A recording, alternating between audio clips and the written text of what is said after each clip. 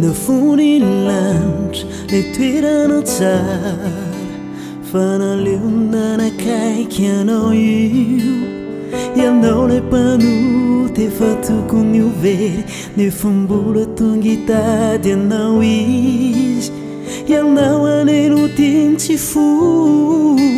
nefa ianao mitady lalana ny andeha izy ane miantso izy ane miandry mijanona foana fiainanane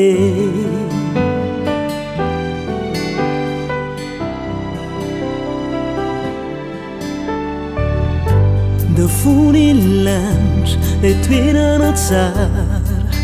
fa naleo nanakaiky anao io ianao lay mpanoty efa tokony overy nefa mbola tonga hitady anao izy ianao aneno tiny tsy fony nefa ianao mitady lalana miandeha izy ane miantso izy ane miandry mijanona foana fiainanane ianao ane mamy ianao ane fony fazavery izy tiny ririanga iay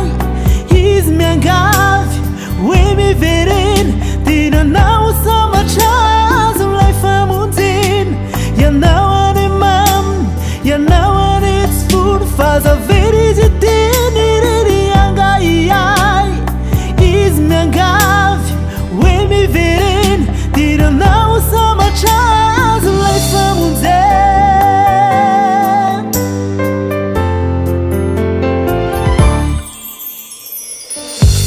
ianao no antsoiny mba anatonazy fa tsy ny marina miteny hoe hitady azy mihevitra mantsy ianao hoe izy sy ty fa mpanody anao tsy mendrika an'io